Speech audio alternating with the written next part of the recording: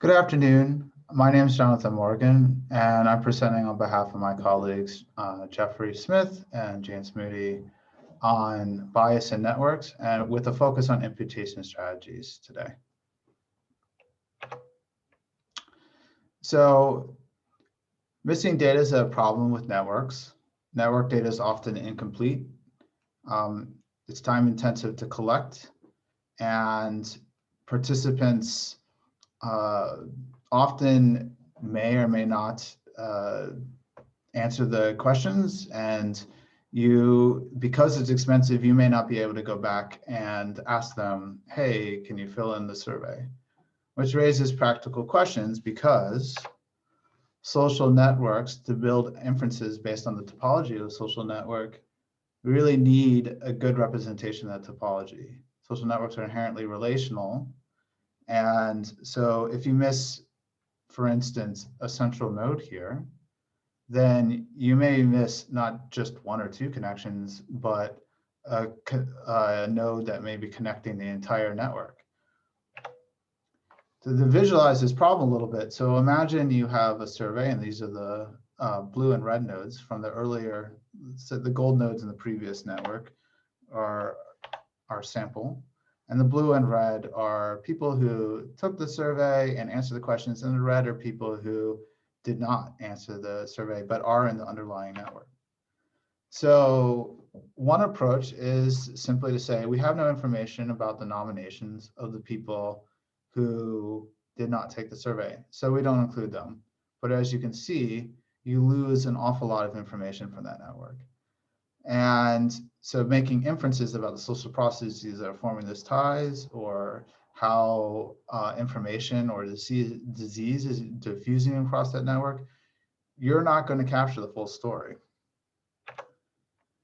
So what should you do about this? Well, you can use imputation strategies like we do in other settings. And in a network setting, you have a variety of options. So you might decide, hey, okay, actually, let me go back a slide or two to make this point. So, imagine that we have these nodes that are didn't take the survey. We could, but some cases we have people who nominated them.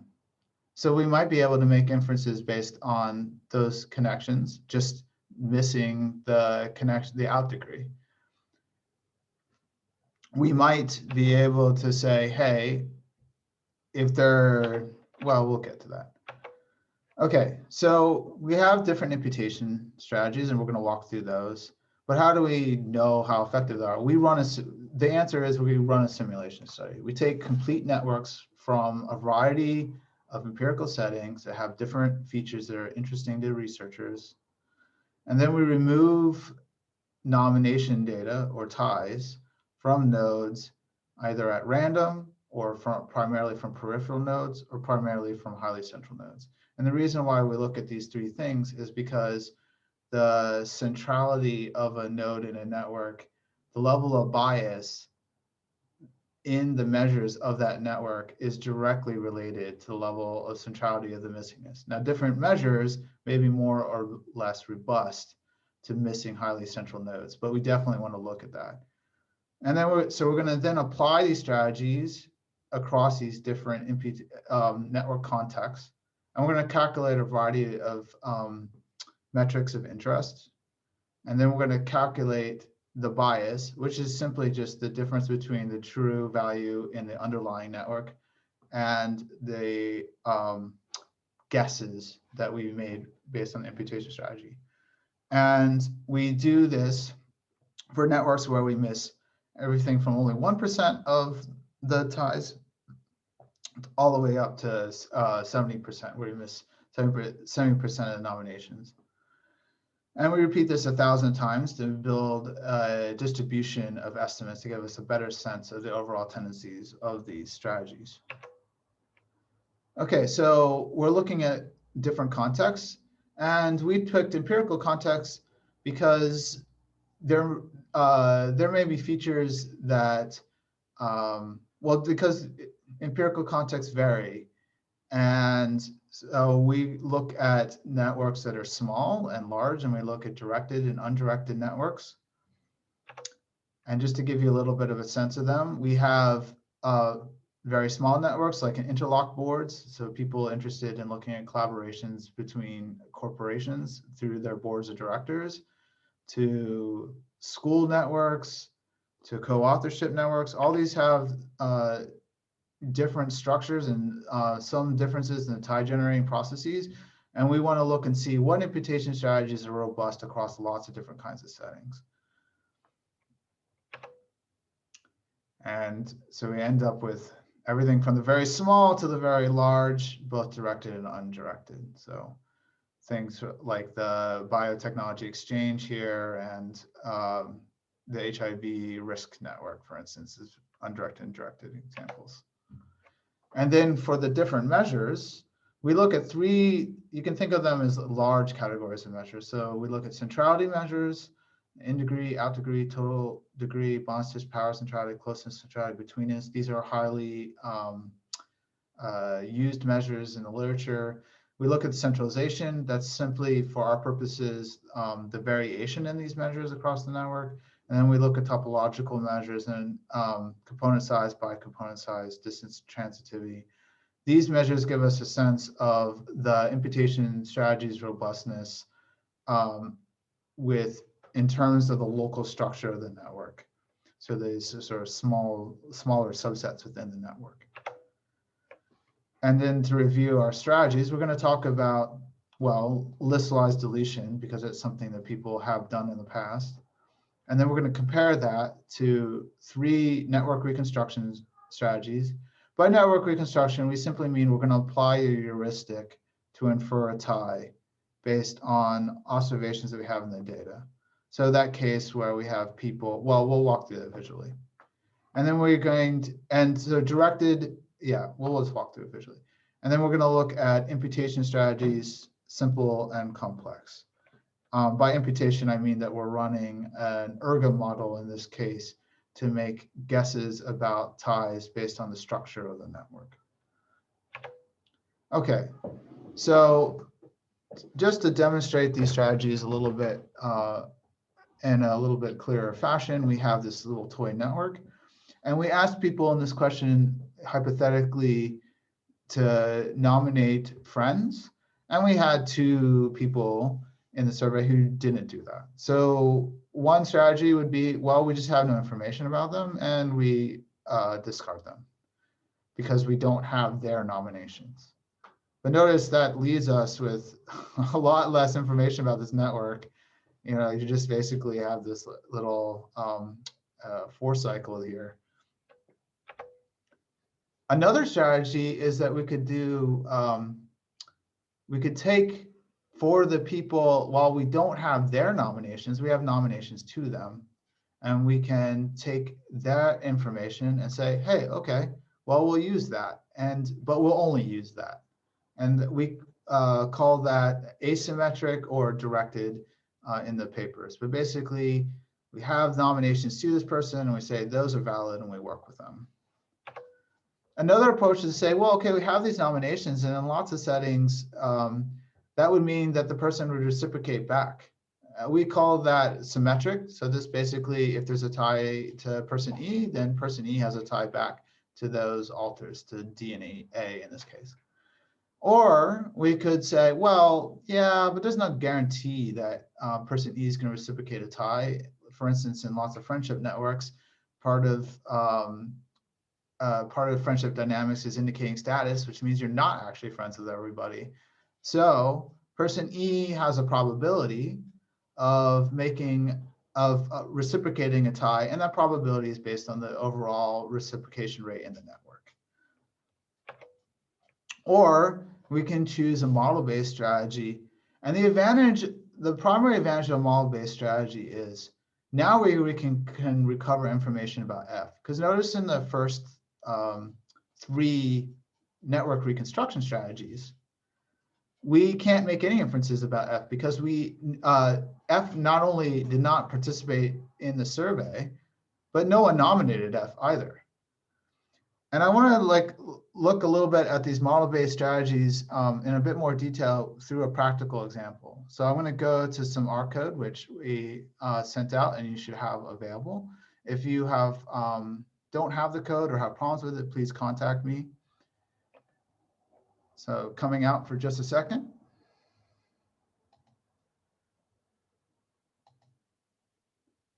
And coming into R. Well, let's clear this out really quick. Okay. So I'm just going to load some data and some packages.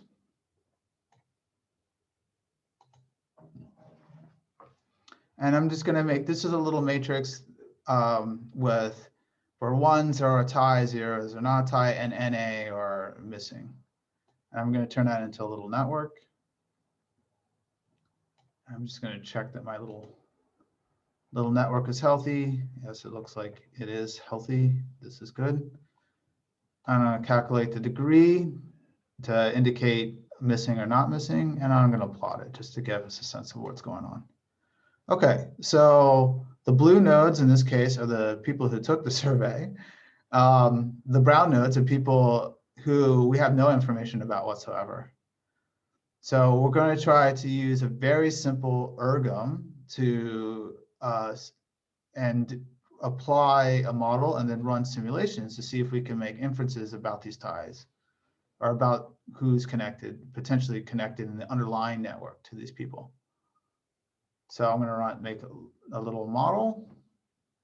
I'm going to talk about this in a little bit more detail.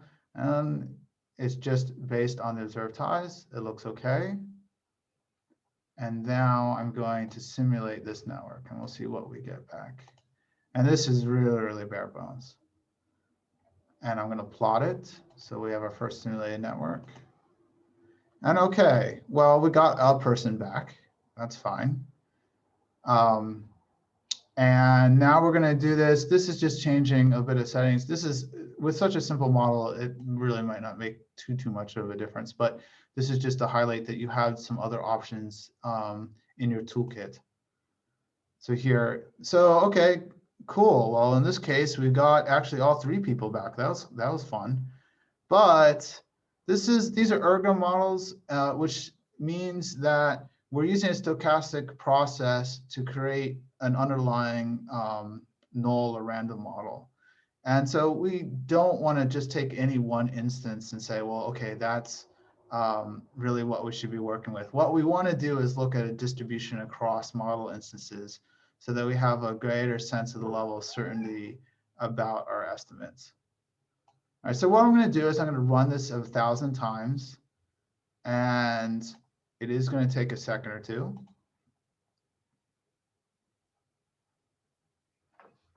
And again, what we're just trying to do is we're trying to get an overall distribution of how many times any pair of nodes to these missing people actually appeared. I also would like to highlight while this is running, notice that there's like a lot of arcs that aren't actually in the original network. So if we go back to the original network for a second, let's let me visualize that again really quick. Please don't mind my cat. Thank you, Pippin, for interjecting.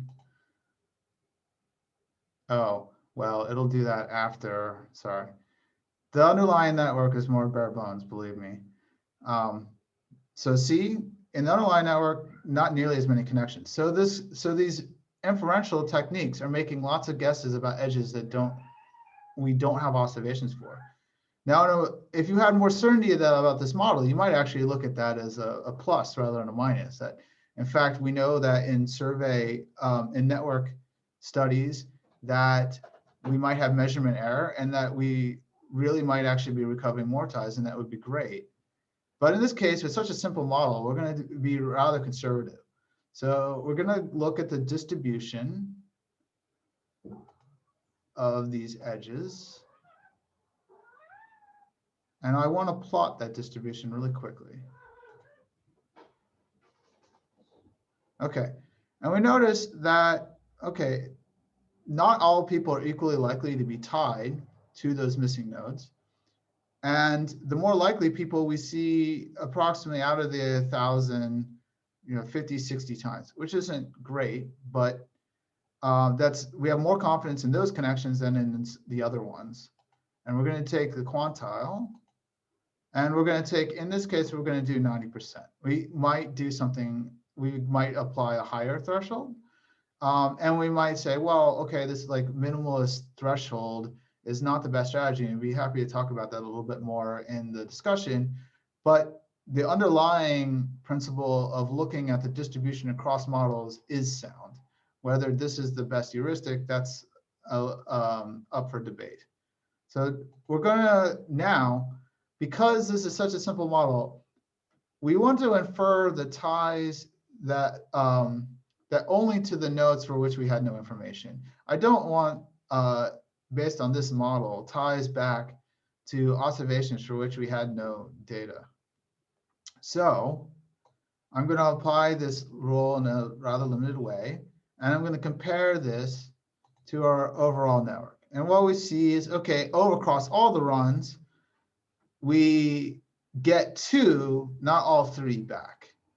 And you might be able to run even more runs and get more reliability, and you can definitely improve this model. But the 2 major takeaways here are, first of all, imputation, or 3. Imputation does allow us to get information back for nodes for which we have no information, but it often interjects more ties to nodes, even if they were connected to the original network. If you have a better model, it'll do that less.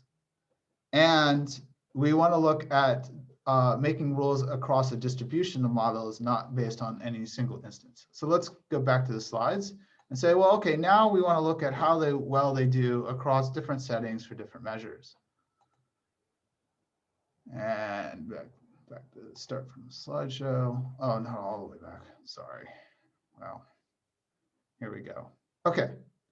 So just to remind us, because we had that little interlude in R, we're looking across, we're going to focus in this presentation on centrality and topology measures. Centralization measures are in the slides and they're in the paper, and I'd be happy to discuss them more on Friday.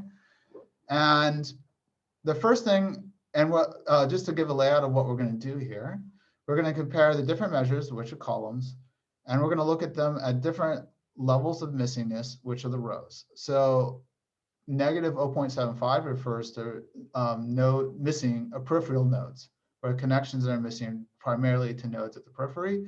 0 is at random, and 75 is highly central nodes. The x-axis is the percent missing. The y-axis is the level of bias.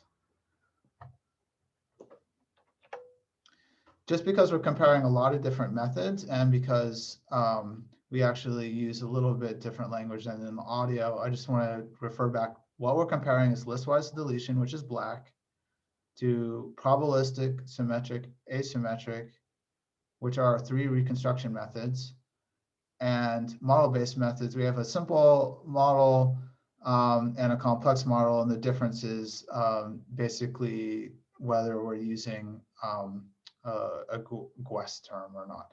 And can look at more details, and we can talk about that more on Friday if you would like. All right, so what we're doing here is we're looking at these centrality measures.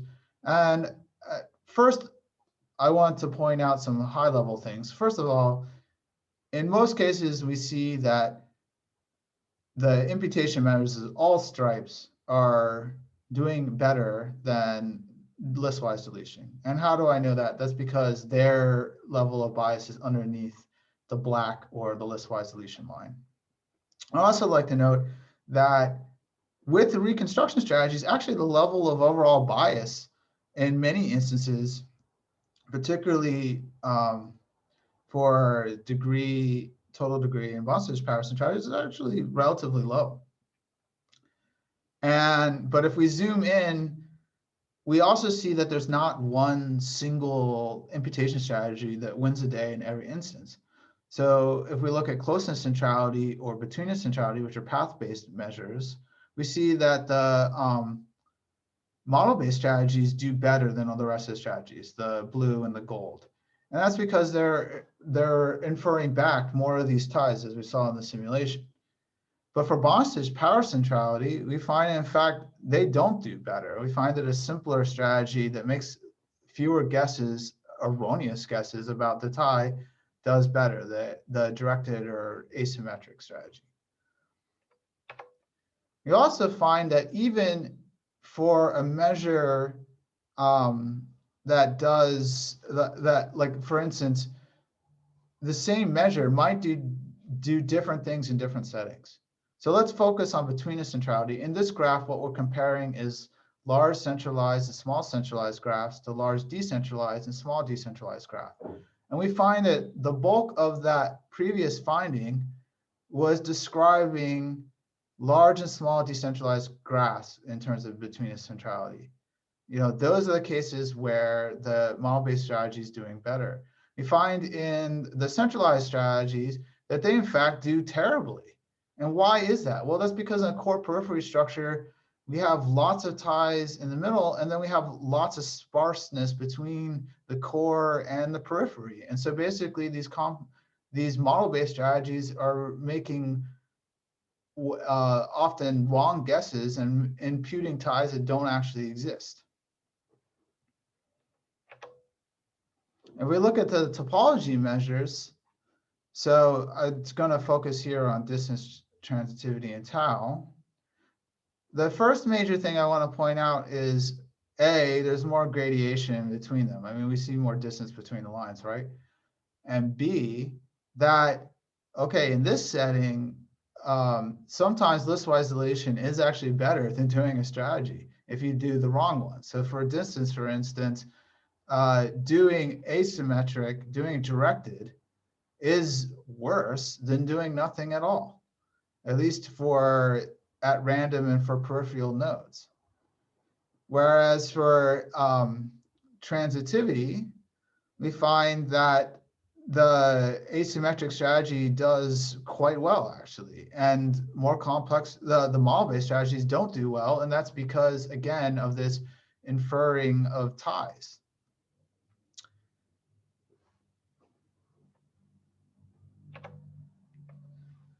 So some overall conclusions, there isn't one single strategy. Your optimal imputation strategy is contingent on the setting. It's also contingent on the measure and to the extent to which and by the setting, I mean, is it highly centralized or decentralized setting? On the measure and also on, yeah, the measure, yeah, sorry. Yeah, the setting, the measure, oh, yeah.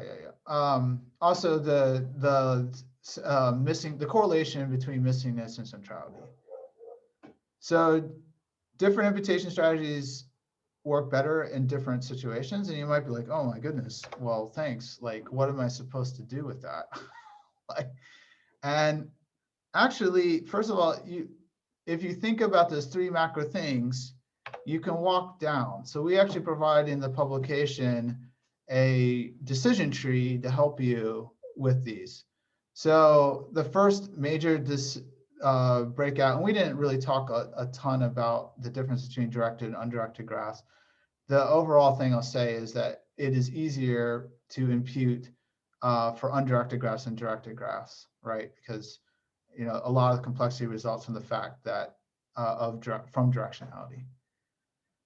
Given that, so that's why we have these two panels. And then from those panels, the next big high-level decision is whether the network is decentralized or centralized, and then considering your family of measures, and then we link to these measures to these different methods. So a little explanation, you notice that for the measures, there isn't just one strategy. Well, that's because if you look at the results, there was overlapping lines, which meant that they were essentially equivalent. So what we do here is we provide, if there's essentially equivalent strategies, and one of them is the model-based strategy, which in some settings is pretty difficult to estimate and to tinker with, and a simpler heuristic strategy, we provide both of them. On the other hand, if it's a case that there's a clear winner, then we provide that singularly. And you can think, I would suggest thinking about these things in terms of the measures, these sort of families of measures. So at least within the centrality and centralization, another division that's helpful is thinking in terms of primarily degree-based measures like in degree, out degree, total degree, and path-based measures like between centrality and closeness centrality. So we provide lots of other sort of practical thoughts, and I'd like to explore those with you in the presentation, but I'm going to conclude it now, and thank you very much for your time.